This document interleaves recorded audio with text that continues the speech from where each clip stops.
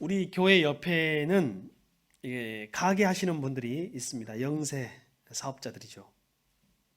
우리 가게 옆에 고기도 팔고 밤에만 장사하는 가게가 있는데, 사실 마음속에는 잘 되기를 하는 마음도 있지만 좀 불편한 마음이 있었습니다. 늘 술 먹고 담배 꽁초를 교회 앞에 버리기도 하고 쓰레기도 갖다 버리고, 또 때로는 심각한 경우는 소변을 보기도 하였습니다. 마음이 불편한 마음이 있었는데, 어제 교회 앞을 지나는데 임시 휴업 안내판이 붙여져 있는 것을 봤습니다. 코로나19 장기화로 인하여 임시 휴업합니다. 이걸 보고 있으니 마음속에 안쓰러운 마음이 생겼습니다. 그리고 내가 그런 불편한 마음을 갖고 있었다는 것이 미안한 마음도 들었습니다. 저 사람도 얼마나 살려고 노력하며 발버둥 쳤을까. 이와 같이 이것이 우리 이웃의 이야기이고 우리 가족의 이야기입니다. 많은 사람들이 힘들어하고 있습니다. 특히 자영업자나 소상공인들, 중소기업인들의 힘든 것은 이루 말할 수 없을 것입니다. 그뿐 아니라 또 대면을 해야만 하는 사람들, 그분들은 날마다 힘든 생활을 보내고 있을 것입니다. 아이들도 힘든 것 같아요. 아이들은 밖에 나가야 합니다. 뛰어야 합니다. 놀아야 합니다. 그 아이들이 얼마나 답답하고 힘들겠습니까? 조용히 해라, 뛰지 마라 하고 있을 부모님들, 우리 교인들, 우리 성도들 상황을 살펴보니 우리 할머니, 할아버지들, 그러니까 우리 성도님들의 아버지, 어머니들, 할아버지, 할머니까지 동원돼 가지고 아이들 육아에, 타가에 이렇게 가담하는 것을 보면서 많은 생각이 듭니다. 우리 사회가 다 그렇습니다. 지금 20대 청년을 상대로 설문조사를 했습니다. 설문조사에서 코로나19 상황에서 우울감이나 우울증의 증세를 겪어본 적이 있는가라는 설문조사였습니다. 20대 청년의 70%가 코로나 블루라고 하죠. 우울증을 블루라고 하는데 코로나 블루를 겪었다고 대답했다고 합니다. 여러분, 이 코로나 블루 같은 현상이 왜 일어난다고 생각하십니까? 여러분에게는 없습니까? 우리 가운데 요즘 자꾸 분노가 일어나는 분들이 계실 것입니다. 저 사람들 왜 저래? 그래서 예전 같으면 그냥 넘어갈 일들도 서로 시비가 붙어서 싸움이 나고, 코로나 초기에는 가정으로 돌아왔는데 이 계속 가정으로 하다 보니 가정에서 여러 가지 갈등과 폭력과 이혼도 늘어나고 있다고 합니다. 왜 우리에게 이런 분노의 감정이 일어나고 있는 것일까요? 왜 이토록 우울감과 우울함이 생겨나고 있을까요? 왜 우리에게 절망감이 생겨나는 것일까요? 누군가가 무엇을 잘못해서 그럴 수도 있겠지만 어쩌면 지금 우리가 지쳐 있는 것이 아닌가 생각이 됩니다. 처음에는 힘이 있어요. 이겨낼 힘, 견뎌낼 힘, 조금만 하면 되겠지 했는데 다시 이런 상황이 반복되고 다시 재유행이 시작되고 다시 2차 거리두기니 3차 거리두기니 이런 이야기가 일어나면서 우리가 많이 지친 것 같습니다. 광야의 길에서 물이 없다고 불평하던 이스라엘 백성이, 양식이 없어 난동을 부리던 이스라엘 백성들이 생각이 납니다.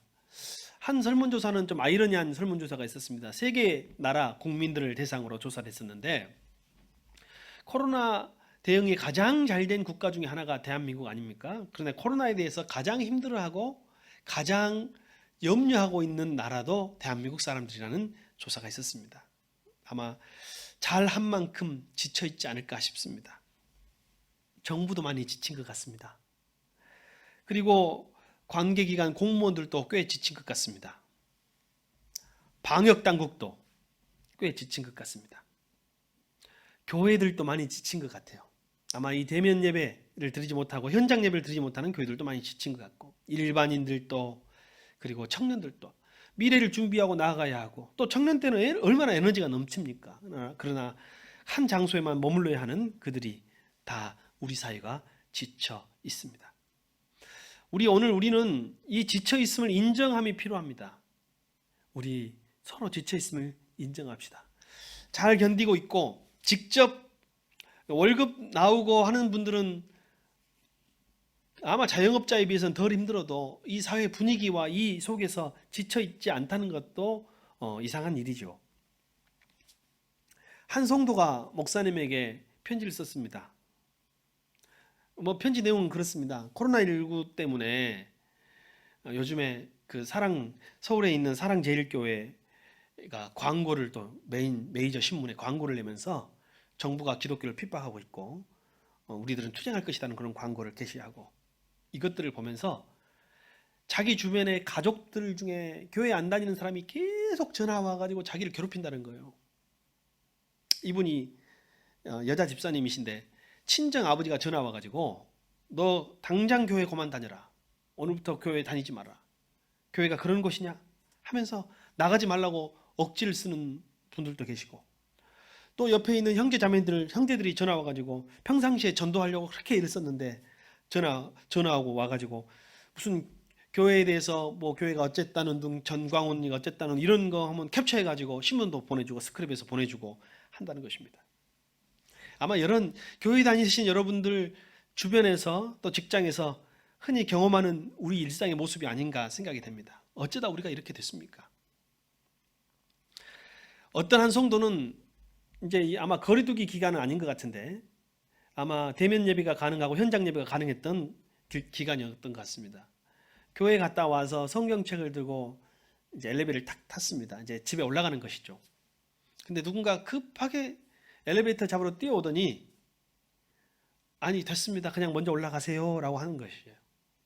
그래서 저 사람 왜 엘리베이터를 안 탔을까 하고 생각해 보니 자기 안에 자기 품속에 있는 성경책을 보고 혹시 이 사람이 교회 갔다 와서 위험하지 않을까라는 생각을 했을 것 같다는 생각을 했다는 거예요. 여러분, 교회를 향한 비난과 혐오의 시선을 우리가 마주하며 살아가고 있습니다. 때로는 당황하고 안타깝기도 하고 너무한 거 아니냐, 교회에 대하여 너무하는 거 아니냐라고 화가 나기도 합니다. 세상이 우리를, 교회를, 그리스도인들을 얼마나 많이 교회가 지금까지 대사회적 사실은 구제에 동참했는데 보이지 않는 구제가 엄청 많죠. 그런 것들을 보면서 세상을 향한 반감이 생기는 사람들도 있는 것 같습니다. 그래서 어떤 분들은 반정부적인 태도를 취하기도 하고 그런 것 같아요. 우리 안에서 서로의 잘못을 비난하기도 해요. 기독교 내에서도 좌우로 나누어져서 비난하는 모습을 봅니다. 하지만 이런 모습은 우리 자신의 부끄러운 모습이라고 할 수 있습니다. 여러분, 많은 분들이 오늘 이 상황을 교회 위기라고 진단합니다. 여러분도 그렇게 생각하시나요? 어떤 이들은 제가 정말 많은 우리나라가 아직도 좌우의 대립이, 그리고 진영 간의 대립이 아주 심하다는 생각을 합니다. 이제 큰 그림 좀 그려지는 것 같아요. 제가 한번 이야기했죠. 우리 그 기독교 내에서 현장 예배를 강행하는 분들이 다만 종교적인 이유로, 신앙적인 이유로만 그런 것 같지는 않다라고 생각을 했던 적이 있었습니다만, 이제 그 실체화되고 있습니다. 그분들 배후에 있는 정치 세력들이 실제로 움직이고 있었던, 그리고 8.15 집회에 현금 얼마를 받고 동원됐던 증거들이 있지 않습니까? 그러면 기독교를 가장한 정치 운동이었던 것입니다.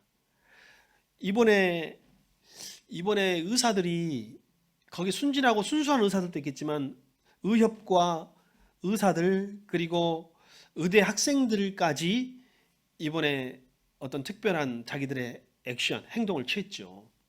시간이 지나며 밝혀진 것은 뭐냐면, 여러분, 과거에 지금 현재 의협이 군복 입고 태극기 집회에 참여했던 거 혹시 여러분 모르십니까?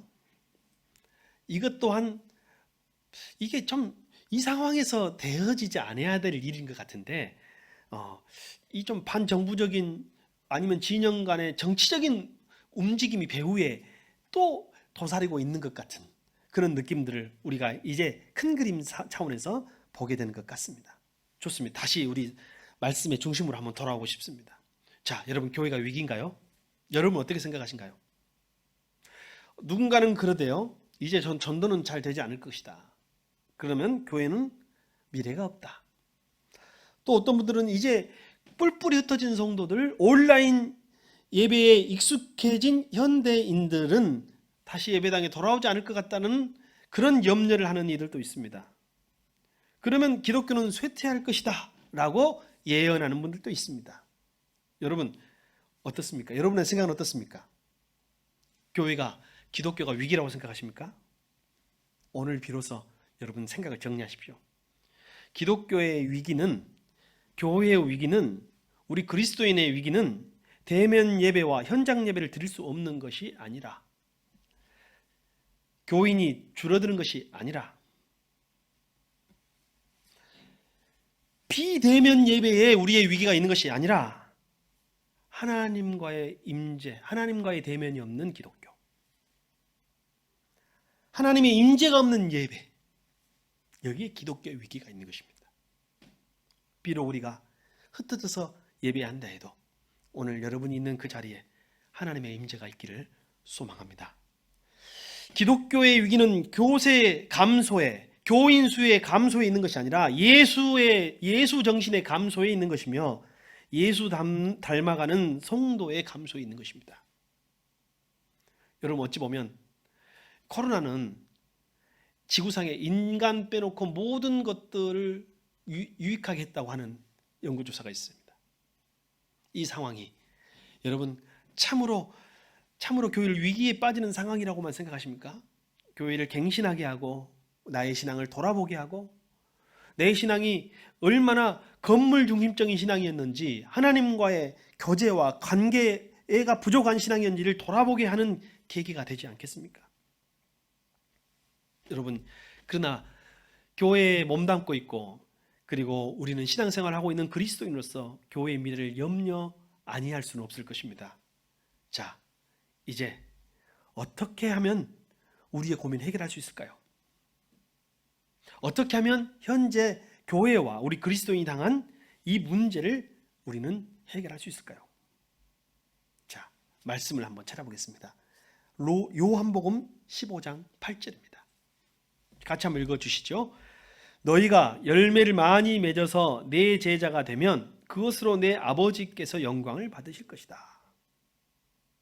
자, 여러분 이 말씀 속에 우리가 하나의 해결책을 찾아낼 수 있기를 바랍니다.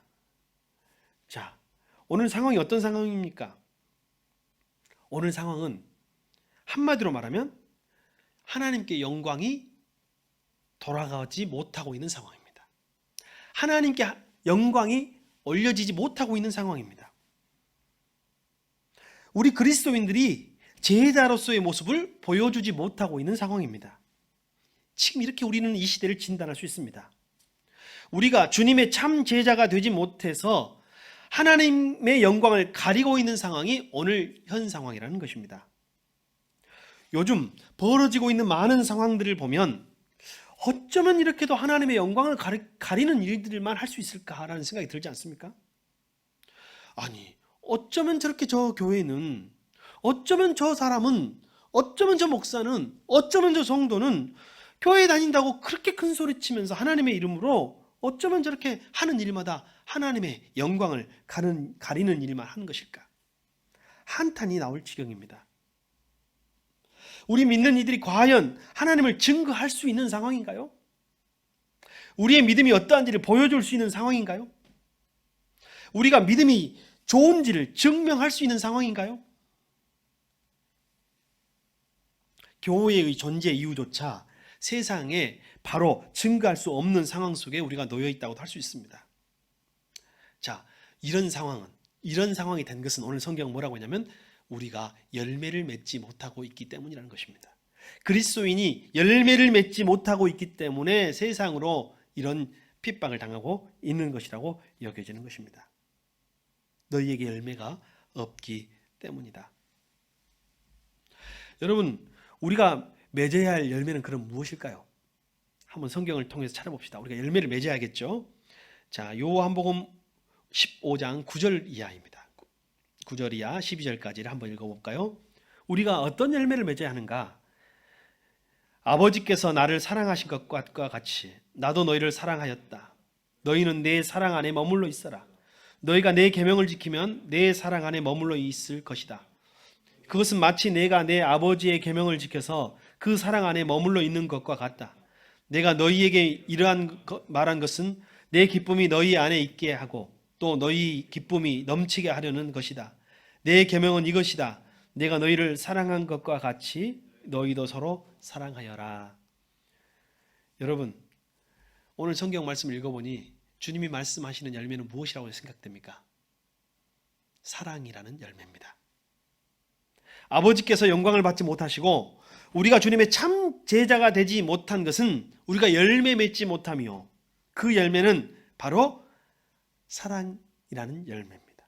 이 열매는 하나님께 영광을 돌리게 하는 열매이고 우리가 하나님의 제자인 것을 증명하는 열매입니다. 자, 어떤 열매만이 하나님께 영광을 돌릴 수 있습니까? 사랑이라는 열매.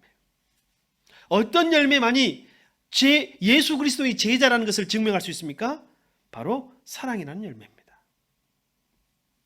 사랑하는 성도 여러분, 새순가족 여러분, 하나님께 영광이 돌아갈 수 있도록 하는 열매가 무엇이라고요? 무엇이 여러분을 제자라고 증명할 수 있다고요?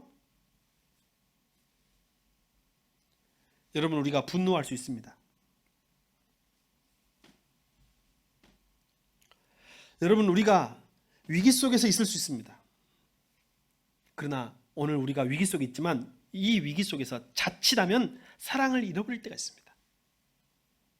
사람은 위기 앞에서 그 사람에 있는 진짜가 드러나기도 하고 하지만 때로는 본질을 잃어버리기도 한데, 위기 속에서 교회는 사랑을 끝까지 붙들어야 합니다. 지금 이 상황 속에서 교회가 분노를 표출하는 일부 교회들이 있어요. 그것은 사랑을 잃어버리고 있는 것입니다. 위기 앞에서는 사랑을 잃어버리기도 하고 자칫 투쟁으로 나아가기도 하고 분쟁으로 나아가기도 합니다. 어떤 교회들은, 그래도 우리처럼 광주 같은 지역색이 분명한 교회는 그렇지 않은데 서울에 있는 교회는 이런 설교하기도 힘듭니다. 왜냐하면 교회 구성원 안에가 복잡하고 다양한 구성원들이 있기 때문이에요. 그래서 교회 안에 이런 문제로 분열하고 갈등하는 교회, 대면 예배와 비대면 예배로 성도들끼리 막 나뉘어져서 갈등하는 교회가 많이 있습니다. 여러분, 사랑만이 기독교를 증명할 수 있습니다. 여러분, 사랑만이 참 제자임을 증명할 수 있습니다. 사랑은 기독교의 처음이요 마지막입니다. 위기 속에서 우리가 지켜야 하고 어려울수록 더욱더 강하게 붙들어야 할 것이 바로 사랑입니다. 여러분, 바로 우리가 이 사랑의 모습을 보이고 사랑의 열매를 맺을 때만이 여러분, 하나님은 영광 받으실 것입니다. 위기 속에서 지켜야 하고 어려울수록 강해져야 합니다. 여러분, 칼이나 권력이나 어떤 재물이나 다른 것으로 기독교를 증명할 수 있는 것이 아닙니다. 중세교회를 왜 우리가 타락했다고 합니까? 그들은 힘으로, 권력으로, 칼로, 군대의 힘으로 기독교를 증명하려고 했습니다. 그들이 참인 것을 증명하려고 했습니다. 결코 그리 할 수 없습니다. 그것으로 교회를 증명할 수 없습니다. 그것으로 참된, 여러분이 세상에서 성공하는 것으로 참된 제자인 것을 증명할 수 없습니다. 오직 사랑만이 기독교를 기독교됨으로, 교회를 교회됨으로, 제자를 제자됨으로 증명할 수 있는 줄 믿습니다. 자, 여러분, 그러면 우리는 어떻게 사랑의 열매를 맺을 수 있을까요? 그것이 오늘 우리의 관건 아니겠습니까? 여러분, 오늘 우리가 열매 맺기를 소망합니다. 여러분에게, 저에게, 우리에게 사랑의 열매 있기를 소망합니다. 자, 어떻게 해요? 오늘 말씀은 우리에게 이렇게 말하고 있습니다. 요한복음 15장 4절 시작. 내 안에 머물러 있어라. 그리하면 나도 너희 안에 머물러 있겠다. 가지가 포도나무에 붙어 있지 아니하면 스스로 열매를 맺을 수 없는 것과 같이 너희도 내 안에 머물러 있지 아니하면 열매를 맺을 수 없다. 여러분, 어떻게 우리가 열매를 맺을 수 있을까요? 오늘 주님은 내 안에 머물러 있어라 말씀하십니다. 나에게 꼭 붙어 있어라 말씀하십니다. 나무와 가지의 비유를 드시면서 둘이 서로 꼭 붙어 있어야 가지가 나무로부터 영양분도 수분도 섭취할 수 있고 결국엔 열매 맺는다고 말씀하십니다. 사랑이라는 열매를 얻기 위해서 우리는 사랑이신 우리 주님에게 붙어 있어야 합니다. 사랑은 내가 만들 수 있는 것이 아닙니다. 그저 내가 주님께 붙어 있을 때 열리는 열매일 뿐입니다. 우리는 사랑이 없어요. 여러분, 우리 인간이 하는 사랑이 얼마나 즉흥적인 사랑인 줄 아십니까? 그때 하는 사랑이에요. 금방 상황 안 좋아지고 내 형편 어려워지면 사랑의 감정이 사라지는 사랑이에요. 대상을 가리는 것이 우리의 사랑이에요. 내가 좋아하는 사람은 사랑할 수 있지만 내가 싫어하는 사람은 사랑할 수 없는 것이 나의 사랑이에요. 오늘 이 사랑의 열매는 주님으로부터 오는, 주님이 주시는 주님의 사랑인 줄 믿습니다. 그 사랑은 내가 만들 수 있는 것이 아닙니다. 주님께 붙어 있을 때 주님으로부터 공급받는 것이고 맺어지는 열매입니다. 오늘 한번 질문하고 싶습니다. 당신은 주님께 붙어 있습니까? 여러분은 주님께 붙어 있습니까? 겨우겨우 세상의 힘으로, 나의 노력으로, 나의 사랑으로, 나의 힘으로 사랑하고 있는 것은 아닙니까? 주님께 영양분을 얻어서 자라고 있습니까? 그분과의 관계 속에서, 그분의 사랑의 열매 속에서 여러분 살아가고 있습니까? 여러분 지금까지 주님과 붙어 있지 않고 교회에 붙어 있지 않았나요? 주님과의 관계는 없고 주님과 붙어 있지 않고 교회에만 붙어 있던 사람에게는 이 순간이, 이 상황이 위기일 수 있습니다. 그러나 본질적으로, 본능적으로, 근본적으로 주님과 함께 사랑하라고 있는 사람에게는 이 시간도 주님과 교제할 수 있는 특별한 기회가 될 수 있습니다. 교회가 아니라면 여러분이 지금까지 교회 생활에 붙어 있었을 수도 있어요. 교회 생활이 주님은 아닙니다. 우리가 교회에 붙어 있고 교회 생활에 붙어 있었던 이유는 뭔가요? 교회를 열심히 다니고 열심히 봉사하고 주일 예배도 빠지지 않고 나왔던 이유는 뭔가요? 교회 자체에 붙어 있기 위함이 아니라 사실은 주님께 붙어 있기 위함인 줄 믿습니다. 사실은 교회 열심히 나오고 교회 생활도 열심히 한 것은 주님께 붙어 있기 위한 방법이었던 것이죠. 주님과 동행하는 삶을 살기 위함이었던 것입니다. 이제 우리는 다시 돌아봐야 할 때입니다. 나에게 과연 주님이 계시는가? 나는 과연 주님 안에 있는가? 여러분 한번 속으로 지금 질문해 보십시오. 잠깐 시간을 드리겠습니다. 나는 과연 주님 안에 있는가?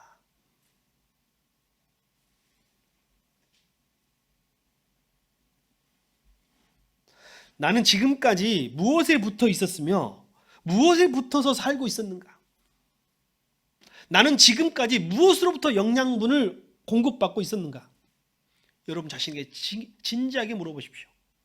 만약 교회에만 붙어 있었던 삶이라면 오늘과 같은 분리가, 교회와의 분리가 두려운 상황이 될 수 있습니다. 어떤 사람은 감각이 없는 사람이 있어요. 더 편해진 사람도 있어요. 우리가 주님께 붙어 있다면 교회 밖으로 나설 수밖에 없는 이 현실, 이 분리가 결코 두렵지 않을 것이라 여겨집니다.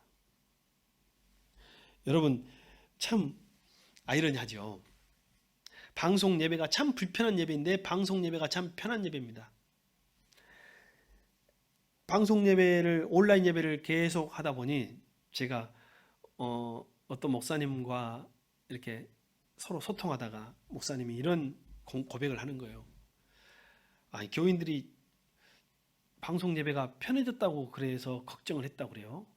근데 그 목사님 고백이, 나도 요새는 방송 예배가 편해. 이게 얼마나 두려운 건지 몰라요. 여러분, 우리는 주님과 붙어 있어야 할 것입니다. 상황은요, 우리를 자꾸 약하게 만들 수 있습니다. 주님 안에 거한다는 것은 그럼 무엇일까요? 우리가 사랑의 열매를 맺으려면 주님 안에 거해야 하고 주님께 붙어 있어야 하는데, 그러면 과연 주님 안에 거한다는 것은 뭘까요? 여러분 말만 주님 안에 거합니다. 주문처럼 외운다고 주님 안에 붙어 있는 것이 아닙니다. 요한복음 15장 7절입니다. 자, 무엇이 주님 안에 거하는 것인가? 시작. 너희가 내 안에 머물러 있고 내 말이 너희 안에 머물러 있으면 너희가 무엇을 구하든지 다 그대로 이루어질 것이다. 여러분, 우리가 주님 안에 머문다는 것은 주님의 말씀 안에 머문다는 것입니다. 우리가 주님 안에 거한다는 것은 주님의 말씀 안에 거한다는 것입니다. 주님 안에 거한다는 것은 주님의 말씀 안에 거하는 것. 바로 주님 안에 거하는 것입니다. 가지가 나무에 붙어 있듯이 우리가 말씀에 붙어 있어야 합니다. 주님의 말씀으로부터 양분을 얻는 것입니다. 우리 성도의 그리스도인의 진정한 생명의 양분은 말씀입니다.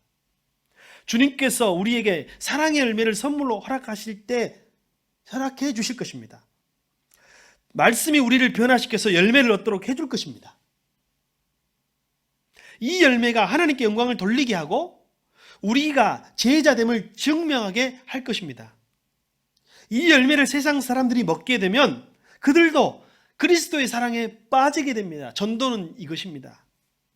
사랑의 열매를 먹음으로써 하나님께 영광을 돌리게 되고 하나님께 돌아오게 되고 하나님을 향해 찬송을 부르게 되는 것이 바로 하나님께 영광을 돌리게 된다는 것입니다. 전도는요, 내가 하나님께 영광을 돌리면 그 영광을 보고 그들이 영광 속에 동참하는 것이고, 내가 사랑의 열매를 맺으면 그 사랑 속에 세상 사람들이 동참하게 되는 것입니다. 여러분, 많은 이들이 교회가 박해당하고 있다고 생각하는 것 같습니다. 그리고 교회의 미래를 걱정합니다. 여러분, 걱정하지 않아도 됩니다. 교회의 주인은 하나님이십니다. 교회의 머리는 예수 그리스도이십니다. 하나님께서 살아계심을 우리가 믿는다면 하나님께 맡기면 됩니다. 우리가 걱정할 것은 내가 그리스도 안에 머물러 있는가, 그렇지 않는가, 내가 말씀 안에 거하는가, 그렇지 않는가인 것입니다. 교회는 왜 존재합니까? 교회는 왜 살아있는 것입니까? 존재해야 하는 것입니까? 바로 사랑의 실천, 사랑의 구현에 교회의 존재의 이유가 있는 줄 믿습니다. 우리 힘들다 해도 우리 한번 생각해 봅시다. 과거만큼 힘든가요? 옛날 사람 꼰대 이야기 한다고 생각하지 마십시오. 여러분, 초대교회로 가봅시다. 지금 현재 한국교회가 힘들다고 해도 초대교회만큼 힘들었나요? 우리는 초대교회의 성도들이 한 것처럼 하면 됩니다. 초대교회는요, 예수 이름을 아는 사람도 세상에 없었습니다. 교인이라는 존재를 알아주는 사람도 없었습니다. 다 사회의 약자들이 대부분이었습니다. 교회라는 것도 알려지지 않았습니다. 그런 환경 속에서, 그런 생태 속에서 교회가 탄생했고 성장했습니다. 여러분, 초대교회는 정복을 통해서 이 땅에 전파된 것이 아닙니다. 로마라는 엄청나게 큰 나라, 이방신이 가득한 그 나라에서 그리스도인들이 하나님을 섬겼고 하나님을 향한 믿음을 세상에 선포했고 끝까지 예수 그리스도를 증거했고 사랑으로 섬기고 희생을 감수했다는 것입니다. 초대교회가 더 큰 위기인가요? 우리가 더 위기인가요? 크기로 그리고 반감으로 핍박의 정도로 따지면 초대교회가 훨씬 위기지만 영적인 상황에 하나님의 시각에서 보면 오늘 우리가 더 위기라고 할 수 있습니다. 초대교회처럼 하면 됩니다. 사랑하는 성도 여러분, 지금 코로나19의 상황 속에서 세상을 향해 보여줄 수 있는 우리의 사랑이 뭔가요? 그러니까 제가 참 늘 생각하지만 그리스도인이라고 다 도덕적이고 양심적이지 않아요. 여러분 그거 잘 아시죠? 그리스도인이라고 해서 도덕적이고 양심적이라고 생각하지 마십시오. 광주 사람이라고 해서 다 여러분 민주의식이 충만한 거 아닙니다. 저는 이번에 그 광주에서 그 8.15 집회 갔다 온 사람들이 많았다는, 뭐 차가 몇 대 됐다고 하는 이야기를 듣고 굉장한 쇼킹했습니다. 아, 광주에도 그런 사람들이 많이 있구나라는 생각을 했습니다. 다시 말하면 광주 사람이라고 해서 다 민주의식이 충만한 게 아니에요.